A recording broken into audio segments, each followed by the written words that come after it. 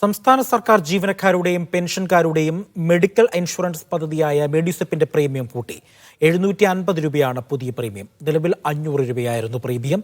നേരത്തെ ഉള്ളതിനേക്കാൾ മെച്ചപ്പെട്ട പാക്കേജാണ് രണ്ടാം ഘട്ടത്തിലുള്ള ധനമന്ത്രി കെ എൻ ബാലഗോപാൽ പറഞ്ഞു.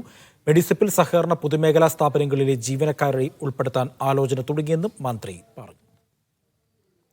സാധാരണഗതിയിൽ നമ്മൾ 3 വർഷം കഴിഞ്ഞപ്പം റേറ്റ് പുതുക്കി 5 ലക്ഷം രൂപ വരെ ആക്കി എന്നുള്ളതാണ് ഒന്നാമത്തെ കാര്യം.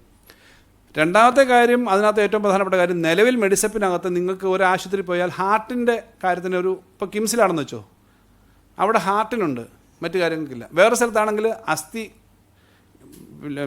ഓർത്തോപീഡിക്സ് അല്ലെങ്കിൽ കണ്ണിൻ്റെ ചികിത്സയ്ക്കുണ്ട്, പക്ഷേ ഹാർട്ടിനില്ല. അവിടെ ചെല്ലുമ്പോൾ വേറൊരു ആവശ്യം വന്ന് അതിൽ അഡ്മിറ്റ് ആയി കഴിഞ്ഞാൽ അതിന് വേറെ കൊടുക്കണം. ഇപ്പോൾ നമ്മൾ കൊണ്ടുവന്ന പുതിയ പാക്കേജ് ആലോചിച്ചേക്കുന്നത് ഒരു ഹോസ്പിറ്റലിൽ എല്ലാ ഡിപ്പാർട്ട്മെൻറ്റും കൂടെ ഇൻക്ലൂഡ് ചെയ്തിട്ട് എടുക്കേണ്ടത്. ഇത് എല്ലാവരുമായിട്ട് ചർച്ച ചെയ്ത് ഹോസ്പിറ്റൽ മാനേജ്മെൻറ്റിൻ്റെ ഉൾപ്പെടെ പ്രതിനിധികൾ ഉൾപ്പെടെയുള്ള വലിയൊരു എല്ലാവരും ഇരുന്ന ഒരു വലിയ കമ്മിറ്റി സ്റ്റഡി ചെയ്തെന്ന റിപ്പോർട്ടാണ്. ഇതൊരു ബേസാണ് നമ്മളിപ്പോൾ പറഞ്ഞേക്കുന്നത്. ഇനി ഇത് ബിഡ് ചെയ്യും.